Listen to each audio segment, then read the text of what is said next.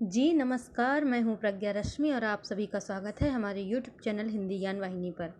मुंशी प्रेमचंद्र की सर्वश्रेष्ठ कहानियों की श्रृंखला में यह मंत्र कहानी है जिसका प्रस्तुतिकरण मेरे द्वारा किया गया है। यदि आपको हमारा यह प्रयास सराहनीय लगे तो कृपया हमारे चैनल को लाइक, शेयर और सब्सक्राइब करना बिल्कुल मत भूलें और साथ में ही बेल आइकन को ज़रूर दबाएं जिससे कि हमारे आने वाली अगली कहानी आप तक पहुँच सके। तो आइए सुनते हैं कहानी मंत्र। संध्या का समय था। डॉक्टर चड्ढा गोल्फ खेलने के लिए तैयार हो रहे थे। मोटर द्वार के सामने खड़ी थी कि दो कहार एक डोली लिए आते दिखाई दिए। डोली के पीछे एक बूढ़ा लाठी टेकता चला आता था। डोली औषधालय के सामने आकर रुक गई। बूढ़े ने धीरे धीरे आकर द्वार पर पड़ी हुई चीख से झांका। ऐसी साफ सुथरी जमीन पर पैर रखते हुए भय हो रहा था कि कोई घुड़क न बैठे। घुड़क का मतलब कोई डांट न दे। डॉक्टर साहब को खड़े देखकर भी उसे कुछ कहने का साहस न हुआ। डॉक्टर साहब ने चिक के अंदर से गरज कर कहा, कौन है, क्या चाहता है? फिर बूढ़े आदमी ने हाथ जोड़कर कहा, हुजूर, बड़ा गरीब आदमी हूँ, मेरा लड़का कई दिन से। इतना कह भी ना पाया था कि डॉक्टर साहब ने सिगार जलाकर कहा, कल सवेरे आओ, कल सवेरे, हम इस वक्त मरीजों को नहीं देखते। बूढ़े ने घुटने टेक कर जमीन पर सिर रख दिया और बोला, दुहाई है सरकार की, लड़का मर जाएगा, हुजूर 4 दिन से आंखें नहीं। ये वाक्य भी पूरा नहीं कर पाया कि डॉक्टर चड्ढा ने कलाई पर नजर डाली तो देखा केवल 10 मिनट समय और बाकी था। अतः गोल्फ स्टिक खूंटी से उतारते हुए बोले, कल सवेरे आओ, कल सवेरे, यह हमारे खेलने का समय है।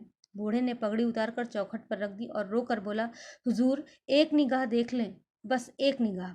लड़का हाथ से चला जाएगा हुजूर, 7 लड़कों में यही एक बच रहा है हुजूर, हम दोनों आदमी रो रो कर मर जाएंगे सरकार, आपकी बढ़ती हुई दीनबंधु। ऐसे उजड्ड देहाती यहाँ प्रायः रोज आया करते थे। डॉक्टर साहब उनके स्वभाव से खूब परिचित थे। कोई कितना ही कुछ कहे पर वे अपनी ही रट लगाते जाएंगे, किसी की सुनेंगे ही नहीं। डॉक्टर साहब ने धीरे से चिक उठाई और बाहर निकलकर मोटर की तरफ चले। बूढ़ा यह कहता हुआ उनके पीछे दौड़ा, सरकार, बड़ा धर्म होगा, हुजूर दया कीजिए, बड़ा दीन दुखी हूँ, संसार में कोई और नहीं है बाबूजी। मगर डॉक्टर साहब ने उसकी ओर मुंह फेर कर देखा तक नहीं। मोटर पर बैठकर बोले, कल सवेरे आना। मोटर चली गई। बूढ़ा कई मिनट तक मूर्ति की भांति निश्चल खड़ा रहा। संसार में ऐसे मनुष्य भी होते हैं जो अपने आमोद प्रमोद के आगे किसी की जान की भी परवाह नहीं करते। शायद इसका उसे अब भी विश्वास न आता था। सभ्य संसार इतना निर्मम, इतना कठोर है, इसका ऐसा मर्मभेदी अनुभव अब तक न हुआ था। वह उन पुराने जमाने के जीवों में था जो लगी हुई आग को बुझाने, मुर्दे को कंधा देने, किसी के छप्पर को उठाने और किसी कलह को शांत करने के लिए सदैव तैयार रहते थे। जब तक बूढ़े को मोटर दिखाई दी वह खड़ा टकटकी लगाए उस ओर ताकता रहा। शायद उसे अब भी डॉक्टर साहब के लौट आने की आशा थी। फिर उसने कहारों से डोली उठाने को कहा। डोली जिधर से आई थी उधर ही चली गई। चारों ओर से निराश होकर वह डॉक्टर चड्ढा के पास आया था। इनकी बड़ी तारीफ सुनी थी। यहाँ से निराश होकर वह फिर किसी दूसरे डॉक्टर के पास न गया और अपनी किस्मत ठोंक ली। उसी रात उसका हंसता खेलता 7 साल का बालक अपनी बाल लीला समाप्त करके इस संसार से सिधार गया। बूढ़े माँ बाप के जीवन का यही एक आधार था। इसी का मुंह देखकर जीते थे। इस दीपक के बुझते ही जीवन की अंधेरी रात भाएं भाएं करने लगी। बुढ़ापे की विशाल ममता टूटे हुए हृदय से निकलकर अंधकार आर्त स्वर से रोने लगी। आर्त मतलब बहुत दुखी। कई साल गुजर गए। डॉक्टर चड्ढा ने खूब यश और धन कमाया, लेकिन इसके साथ ही अपने स्वास्थ्य की रक्षा भी की, जो एक साधारण बात थी। यह उनके नियमित जीवन का आशीर्वाद था कि 50 वर्ष की अवस्था में उनकी चुस्ती और फुर्ती युवकों को भी लज्जित करती थी। उनके हर एक काम का समय नियत था। इस नियम से वह जौ भर भी न टलते थे। बहुधा लोग स्वास्थ्य के नियमों का पालन उस समय करते हैं जब रोगी हो जाते हैं। डॉक्टर चड्ढा उपचार और संयम का रहस्य खूब समझते थे। उनकी संतानें भी इसी नियम के अधीन थी। उनके केवल 2 बच्चे हुए, एक लड़का और एक लड़की। तीसरी संतान न हुई, इसीलिए श्रीमती चड्ढा भी अभी जवान मालूम होती थी। लड़की का तो विवाह हो चुका था, लड़का कॉलेज में पढ़ता था। वही माता पिता के जीवन का आधार था। शील और विनय का पुतला, बड़ा ही रसिक, बड़ा ही उदार, विद्यालय का गौरव और युवक समाज की शोभा था। मुखमंडल से तेज की छटा सी निकलती थी और आज उसकी 20वीं सालगिरह थी। संध्या का समय था। हरी हरी घास पर कुर्सियां बिछी हुई थी। शहर के रईस और हुक्काम एक तरफ, कॉलेज के छात्र दूसरी तरफ बैठे भोजन कर रहे थे। बिजली के प्रकाश से सारा मैदान जगमगा रहा था। आमोद प्रमोद का सामान भी जमा था। छोटा सा प्रहसन खेलने की तैयारी थी। प्रहसन स्वयं कैलाश नाथ ने लिखा था, वही मुख्य एक्टर भी था। इस समय वह एक रेशमी कमीज पहने नंगे सिर नंगे पांव इधर से उधर मित्रों की आवभगत में लगा हुआ था। कोई पुकारता, कैलाश जरा इधर आना।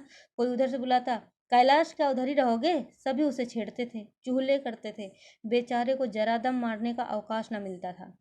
सहसा एक रमणी ने उसके पास आकर पूछा, क्यों कैलाश, तुम्हारे सांप कहाँ हैं, जरा मुझे दिखा दो।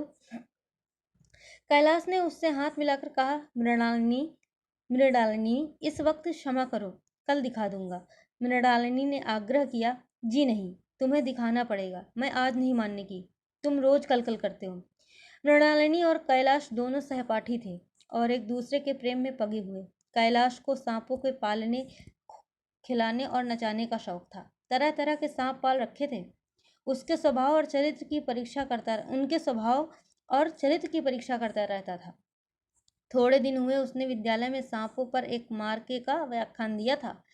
सांपों को नचाकर दिखाया भी था। प्राणी शास्त्र के बड़े बड़े पंडित भी यह व्याख्यान सुनकर दंग रह गए थे। यह विद्या उसने एक बड़े सपेरे से सीखी थी। सांपों की जड़ी बूटियां जमा करने का उसे मरज था। इतना पता भर मिल जाए कि किसी व्यक्ति के पास कोई अच्छी जड़ी है, फिर उसे चैन ना आता था, उसे लेकर ही छोड़ता था। यही व्यसन था। इस पर हजारों रुपए फूक चुका था। मृणालिनी कई बार आ चुकी थी, पर कभी सांपों को देखने के लिए इतनी उत्सुक न हुई थी। कह नहीं सकते आज उसकी उत्सुकता सचमुच जाग गई थी या वह कैलाश पर अपने अधिकार का प्रदर्शन करना चाहती थी, पर उसका आग्रह बेमौका था। उस कोठरी में कितनी भीड़ लग जाएगी, भीड़ को देखकर सांप कितने चौंकेंगे और रात के समय उन्हें छेड़ा जाना कितना बुरा लगेगा, इन बातों का उसे जरा भी ध्यान न आया। कैलाश ने कहा, नहीं, कल जरूर दिखा दूंगा। इस वक्त अच्छी तरह दिखा भी तो ना सकूंगा, कमरे में तिल रखने की भी जगह ना मिलेगी। एक महाशय ने छेड़कर कहा, दिखा क्यों नहीं देते, जरा सी बात के लिए इतना टाल मटोल कर रहे हो। मिस गोविंद हरगिज न मानना, देखे कैसे नहीं दिखाते। दूसरे महाशय ने और रद्दा चढ़ाया, मिस गोविंद इतनी सीधी और भोली हैं, तभी आप इतना मिजाज करते हैं। दूसरी सुंदरी होती तो इसी बात पर बिगड़ खड़ी होती। तीसरे साहब ने मजाक उड़ाया, अजी बोलना छोड़ देती, भला कोई बात है। इस पर आपका दावा है कि मृणालिनी के लिए जान हाजिर है। मृणालिनी ने देखा कि ये शोहदे उसे रंग पर चढ़ा रहे हैं, तो बोली, आप लोग मेरी वकालत ना करें, मैं खुद अपनी वकालत कर लूंगी। मैं इस वक्त सांपों का तमाशा नहीं देखना चाहती, चलो छुट्टी हुई। इस पर मित्रों ने ठट्ठा लगाया। एक साहब बोले, देखना तो आप सब कुछ चाहें, पर दिखाएं भी तो। कैलाश को मृणालिनी की झेपी हुई सूरत को देखकर मालूम हुआ कि इस वक्त उनका इनकार वास्तव में उसे बुरा लगा है। ज्यों ही प्रीतिभोज समाप्त हुआ और गाना शुरू हुआ, उसने मृणालिनी और अन्य मित्रों को सांप के दरबे के सामने ले जाकर महुअर बजाना शुरू किया। फिर एक एक खाना खोलकर एक एक सांप को निकालने लगा। वाह, क्या कमाल था। ऐसा जान पड़ता था कि वे कीड़े उसकी एक एक बात, उसके मन का एक एक भाव समझते हैं। किसी को उठा लिया, किसी को गर्दन में डाल दिया, किसी को हाथ में लपेट लिया। मृणालिनी बार बार मना करती कि इन्हें गर्दन में न डालो, दूर से ही दिखा दो, बस जरा नचा दो। कैलाश की गर्दन में सांपों को लिपटते देख उसकी जान निकली जाती थी। पछता रही थी कि मैंने व्यर्थ ही इनसे सांप दिखाने को कहा, मगर कैलाश एक न सुनता था। प्रेमिका के सम्मुख अपने सर्पकला प्रदर्शन का ऐसा अवसर पाकर वह कब चूकता। एक मित्र ने टीका की, दांत तोड़ डाले होंगे। कैलाश हंसकर बोला, दांत तोड़ डालना मदारियों का काम है, किसी के दांत नहीं तोड़े गए, कहिए तो दिखा दूं।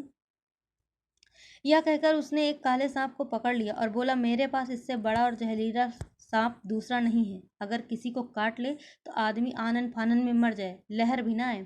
इसके कांटे पर मंत्र नहीं, इसके दांत दिखा दूं। मृणालिनी ने उसका हाथ पकड़कर कहा, नहीं नहीं कैलाश, ईश्वर के लिए इसे छोड़ दो, मैं तुम्हारे पैर पड़ती हूँ। इस पर एक दूसरे मित्र बोले, मुझे तो विश्वास नहीं आता, लेकिन तुम कहते हो तो मान लूंगा। कैलाश ने सांप की गर्दन पकड़कर कहा, नहीं साहब, आप आंखों से देखकर मानिए, दांत तोड़कर वश में किया तो क्या किया। सांप बड़ा समझदार होता है, अगर उसे विश्वास हो जाए कि इस आदमी से मुझे कोई हानि न पहुंचेगी तो वह उसे हरगिज न काटेगा। मृणालिनी ने जब देखा कैलाश पर इस वक्त भूत सवार है, तो उसने यह तमाशा न करने के विचार से कहा, अच्छा भाई, यहाँ से चलो, देखा गाना शुरू हो गया है, आज मैं भी कोई चीज़ सुनाऊंगी। यह कहते हुए उसने कैलाश का कंधा पकड़कर चलने का इशारा किया और कमरे से निकल गई। मगर कैलाश विरोधियों का शंका समाधान करके ही दम लेना चाहता था। अतः उसने सांप की गर्दन पकड़कर जोर से दबाई, इतनी जोर से दबाई कि उसका मुंह लाल हो गया, देह की सारी नसें तन गईं। सांप ने अब तक उसके हाथों ऐसा व्यवहार ना देखा था। उसकी समझ में ना आता था कि यह मुझसे क्या चाहते हैं। उसे शायद भ्रम हुआ कि यह मुझे मार डालना चाहते हैं, अतएव वह आत्मरक्षा के लिए तैयार हो गया। कैलाश उसकी गर्दन खूब दबाकर मुंह खोल दिया और उसके जहरीले दांत दिखाते हुए बोला, जिन सज्जनों को शक हो आकर देख लें। आया विश्वास या अब भी कुछ शक है? मित्रों ने आकर उसके दांत देखे और चकित हो गए। प्रत्यक्ष प्रमाण के सामने संदेह का स्थान कहाँ? मित्रों को शंका निवारण करके कैलाश ने सांप की गर्दन ढीली कर दी और उसे जमीन पर रखना चाहा, पर वह काला गेहूं क्रोध से पागल हो रहा था। गर्दन नरम पड़ते ही उसने सिर उठाकर कैलाश की उंगली में जोर से काटा और वहां से भागा। कैलाश की उंगली से टप टप टप खून निकलने लगा। उसने जोर से उंगली दबा ली और अपने कमरे की तरफ दौड़ा। वहां मेज की दराज में एक झड़ी रखी हुई थी, उसे पीस कर लगा देने से घातक विष भी रफू हो जाता था। मित्रों में हलचल पड़ गई। बाहर महफिल में भी खबर हुई। डॉक्टर साहब घबरा कर दौड़े। फौरन उंगली की जड़ कस कर बांधी गई और जड़ी पीसने के लिए दी गई। डॉक्टर साहब जड़ी के कायल न थे। वह उंगली का डसा भाग नस्तर से काट देना चाहते, मगर कैलाश को जड़ी पर पूर्ण विश्वास था। मृणालिनी पियानो पर बैठी हुई थी। यह खबर सुनते ही दौड़ी और कैलाश की उंगली से टपकते हुए खून को रुमाल से पोंछने लगी। जड़ी पीसी जाने लगी, पर उसी 1 मिनट में कैलाश की आंखें झपकने लगी। होठों पर पीलापन दौड़ने लगा, यहाँ तक कि वह खड़ा न रह सका, फर्श पर बैठ गया। सारे मेहमान कमरे में जमा हो गए। कोई कुछ कहता था, कोई कुछ। इतने में जड़ी पीस कर आ गई। मृणालिनी ने उंगली पर लेप किया। 1 मिनट और बीता। कैलाश की आंखें बंद हो गई। वह लेट गया और हाथ से पंखा झलने का इशारा किया। माँ ने दौड़कर उसका गोद सिर में रख लिया और बिजली का टेबल फैन लगा दिया गया। डॉक्टर साहब ने झुककर पूछा, कैलाश कैसी तबीयत है? कैलाश ने धीरे से हाथ उठा लिया, पर कुछ बोल न सका। मृणालिनी ने करुण स्वर में कहा, क्या जड़ी कुछ असर न करेगी? डॉक्टर साहब ने सिर पकड़कर कहा, क्या बतलाऊं? मैं इसकी बातों में आ गया। अब तो नश्तर से भी कुछ फायदा न होगा। आध घंटे तक यही हाल रहा। कैलाश की दशा प्रतिक्षण बिगड़ती जाती थी, यहाँ तक कि उसकी आंखें पथरा गई, हाथ पांव ठंडे पड़ गए, मुख की कांति मलिन पड़ गई, नाड़ी का कहीं पता नहीं। मौत के सारे लक्षण दिखाई देने लगे। घर में कोहराम मच गया। मृणालिनी एक और सिर पीटने लगी। माँ अगले अलग पछाड़े खाने लगी। डॉक्टर चड्ढा को मित्रों ने पकड़ लिया, नहीं तो वह नश्तर अपनी गर्दन पर ही मार लेते। एक महाशय बोले, कोई मंत्र झाड़ने वाला मिले तो संभव है अब भी जान बच जाए। एक मुसलमान सज्जन ने इसका समर्थन किया। अरे साहब, कब्र में पड़ी हुई लाशें जिंदा हो गई हैं। ऐसे ऐसे बाकमाल पड़े हुए हैं। बाकमाल मतलब बहुत कमाल के लोग पड़े हुए हैं। डॉक्टर चड्ढा बोले, मेरी अक्ल पर पत्थर पड़ गया था कि मैं इसकी बातों में आ गया। नस्तर लगा देता तो यहाँ नौबत ही नहीं आती। मगर सुनता कौन था? बार बार समझाता रहा कि बेटा सांप ना पालो, लेकिन कभी इसने मेरी नहीं सुनी। बुलाइए, किसी झाड़ फूंक करने वाले को ही बुलाइए, मेरा सब कुछ ले ले, मैं अपनी सारी जायदाद उसके पैरों पर रख दूंगा, लंगोटी बांध कर घर से निकल जाऊंगा, मगर मेरा प्यारा कैलाश उठ बैठे। ईश्वर के लिए किसी को बुलवाइए। एक महाशय का किसी झाड़ने वाले से परिचय था। वह दौड़कर उसे बुला लाए, मगर कैलाश की सूरत देखकर उसे मंत्र चलाने की हिम्मत ही ना पड़ी। बोला, अब क्या हो सकता है सरकार, जो कुछ होना था हो चुका। अरे मूर्ख, या क्यों नहीं कहता कि जो कुछ ना होना था वह कहाँ हुआ? माँ बाप ने बेटे का सेहरा कहाँ देखा? मृणालिनी का कामना तरु क्या पल्लव और पुष्प से रंजित हो उठा? मन के वह स्वर्ण स्वप्न जिनसे जीवन आनंद का स्रोत बना हुआ था, क्या पूरे हो गए? जीवन के नृत्यमय तारिका मंडित सागर में आमोद की बहार लूटते हुए क्या उनकी नौका जलमग्न नहीं हो गई? जो ना होना था वह हो गया। वही हरा भरा मैदान था, वही सुनहरी चांदनी एक निशब्द संगीत की भांति प्रकृति पर छाई हुई थी, वही मित्र समाज था, वही मनोरंजन के समान थे, मगर जहाँ हास्य की ध्वनि थी वहाँ करुण क्रंदन और अश्रु प्रवाह था। शहर से कई मील दूर एक छोटे से घर में एक बूढ़ा और बुढ़िया अंगीठी के सामने बैठे जाड़े की रात काट रहे थे। बूढ़ा नारियल पीता था और बीच बीच में खांसता था। बुढ़िया दोनों घुटनियों में सिर डाले आग की ओर ताक रही थी। एक मिट्टी के तेल की कुप्पी ताक पर जल रही थी। घर में न चारपाई थी न बिछौना। एक किनारे थोड़ी सी पुआल पड़ी हुई थी। इसी कोठरी में एक चूल्हा भी था। बुढ़िया दिन भर उपले और सूखी लकड़ियां बटोरती थी। बूढ़ा रस्सी बटकर बाजार में बेच आता था। यही उनकी जीविका थी। उन्हें न किसी ने रोते देखा न हंसते। उनका सारा समय जीवित रहने में कट जाता था। मौत द्वार पर खड़ी थी, रोने या हंसने की फुर्सत कहाँ। बुढ़िया ने पूछा, कल के लिए सन तो है नहीं, काम क्या करोगे? तो बूढ़े ने बोला, जाकर झगड़ू साहब से 10 सेर सन उधार लाऊंगा।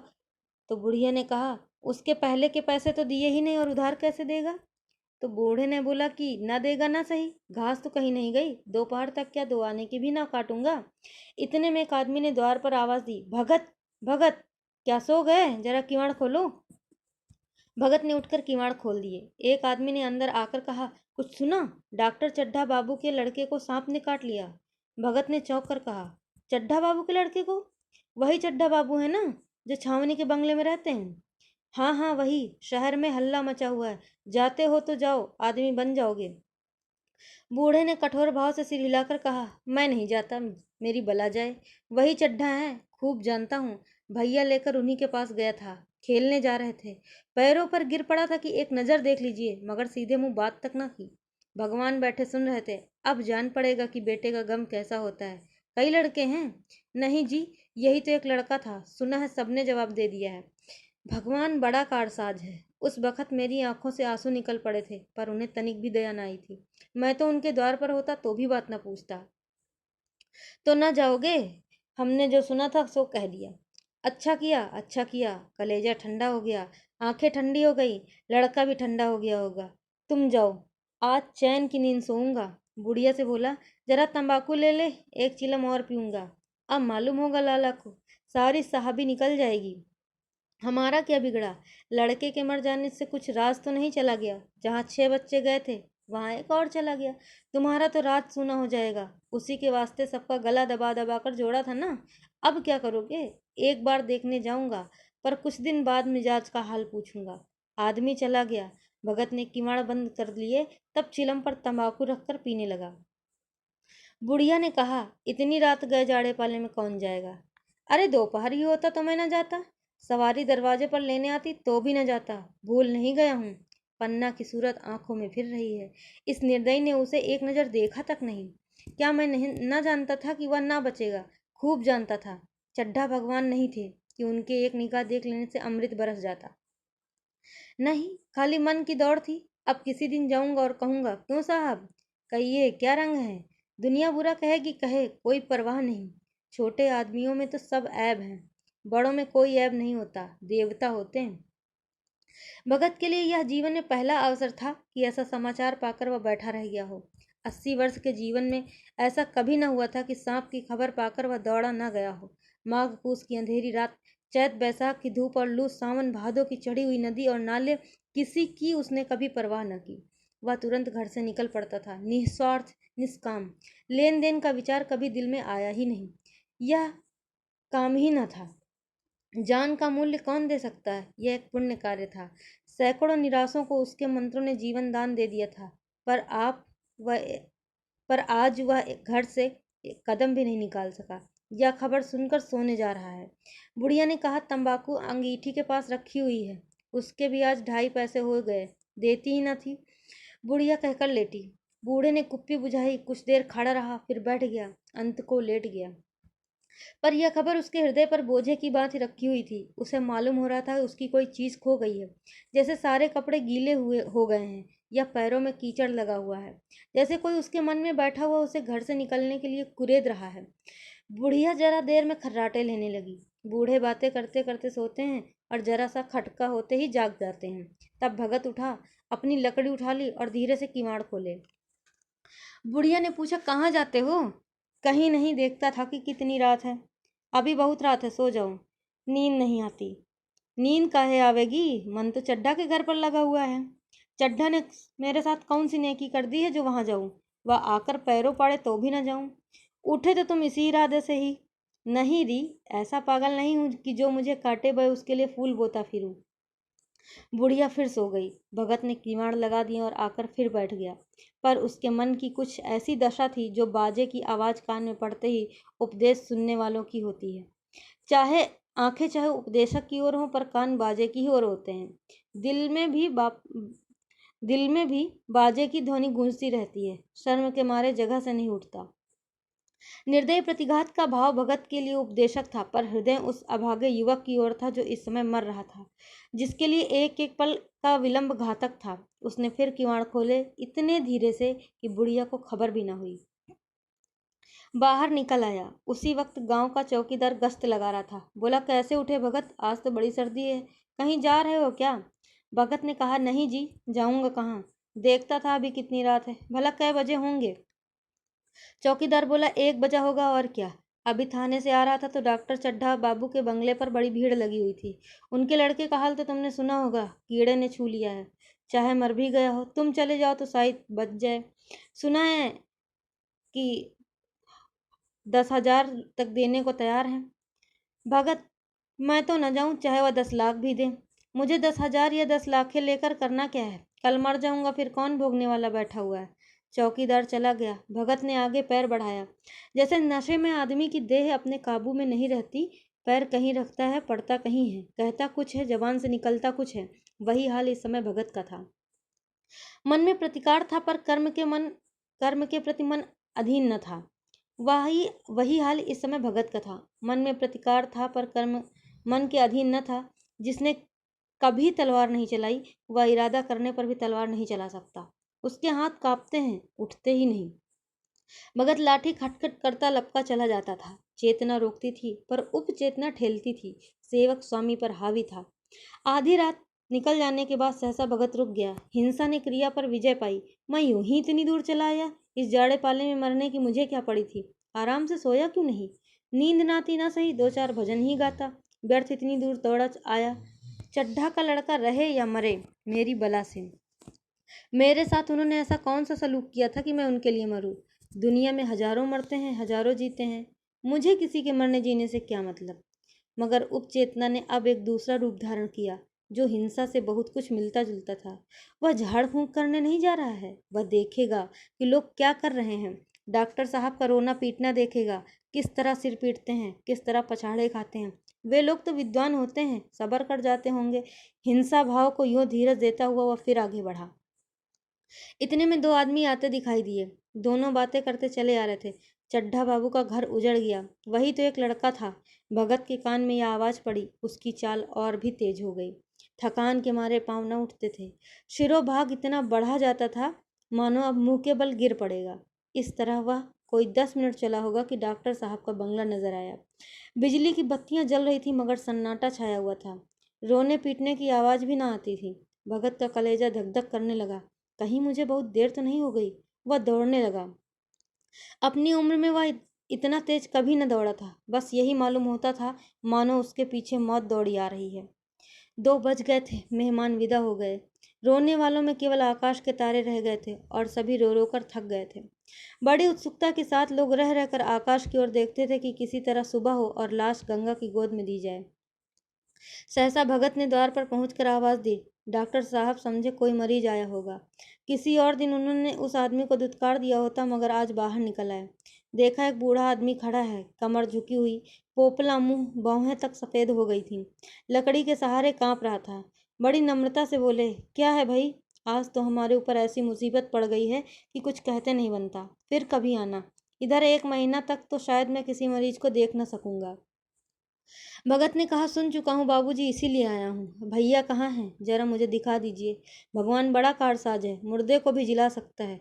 कौन जाने अब भी उसे दया आ जाए। चड्ढा ने व्यथित स्वर से कहा, चलो देख लो मगर 3-4 घंटे हो गए। जो कुछ होना था हो चुका। बहुतेर झाड़े फूंकने वाले देख कर चले गए। डॉक्टर साहब को आशा तो क्या होती, हाँ बूढ़े पर दया आ गई। अंदर ले गए। भगत ने लाश को 1 मिनट तक देखा, तब मुस्कुरा कर बोला, अभी कुछ नहीं बिगड़ा है बाबूजी। या नारायण चाहेंगे तो आधे घंटे में भैया उठ बैठेंगे। आप नाहक दिल छोटा कर रहे हैं। जरा कहारों से कहिए पानी तो भरें। कहारों ने पानी भर भर कर कैलाश को नहलाना शुरू किया। पाइप बंद हो गया था। कहारों की संख्या अधिक न थी, इसलिए मेहमानों ने अहाते के बाहर कुएं से पानी भर भर कर कहारों को दिया। मृणालिनी कलसा लिए पानी ला रही थी। बूढ़ा भगत खड़ा मुस्कुरा मुस्कुरा कर मंत्र पढ़ रहा था, मानो विजय उसके सामने खड़ी है। एक बार मंत्र समाप्त हो जाता तब वह एक जड़ी कैलाश के सिर पर डाले गए और न जाने कितनी बार भगत कैलाश के सिर पर डाले गए पानी और न जाने कितनी बार भगत ने उसी को मंत्र फूका। आखिर जब ऊषा ने अपनी लाल लाल आंखें खोली तो कैलाश की भी लाल लाल आंखें खुल गई। एक क्षण में उसने अंगड़ाई ली और पानी पीने को मांगा। डॉक्टर चड्ढा ने दौड़कर नारायणी को गले लगा लिया। नारायणी दौड़कर भगत के पैरों पर गिर पड़ी और मृणालिनी कैलाश के सामने आंखों में आंसू भरे पूछने लगी, अब कैसी तबीयत है। एक क्षण में चारों तरफ खबर फैल गई। मित्रगण मुबारकबाद देने आने लगे। डॉक्टर साहब बड़े श्रद्धा भाव से हर एक के सामने भगत का यश गाते फिरते थे। सभी लोग भगत के दर्शनों के लिए उत्सुक हो उठे, मगर अंदर जाकर देखा तो भगत का कहीं पता न था। नौकरों ने कहा, अभी तो यहीं बैठे चिलम पी रहे थे। हम लोग तमाकू देने लगे तो नहीं ली, अपने पास से तमाकू निकाल कर भरी। यहाँ तो भगत की चारों ओर तलाश होने लगी और भगत लपका हुआ घर चला जा रहा था कि बुढ़िया के उठने से पहले पहुंच जाऊं।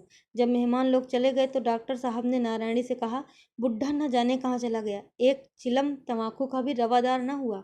नारायणी ने कहा, मैंने तो सोचा था इसे कोई बड़ी रकम दूंगी, पर तभी चड्ढा ने बोला, रात को तो मैंने नहीं पहचाना, पर जरा साफ हो जाने पर पहचान गया। एक बार यह एक मरीज को लेकर आया था। मुझे अब याद आता है कि मैं खेलने जा रहा था और मरीज को देखने से इनकार कर दिया था। आज उस दिन की बात याद करके मुझे जितनी ग्लानि हो रही है उसे प्रकट नहीं कर सकता। मैं उसे अब खोज निकालूंगा और उसके पैरों पर गिरकर अपना अपराध क्षमा करूंगा। वह कुछ नहीं लेगा, यह जानता हूँ। उसका जन्म यश की वर्षा करने के लिए ही हुआ है। उसकी सज्जनता ने मुझे ऐसा आदर्श दिखा दिया है कि जो अब से जीवन पर्यंत मेरे सामने रहेगा। तो आशा करते हैं कि हमारी ये पहल आपको अवश्य अच्छी लगी होगी। फिर मिलते हैं एक नई कहानी के साथ। तब तक के लिए आपका बहुत बहुत धन्यवाद। नमस्कार।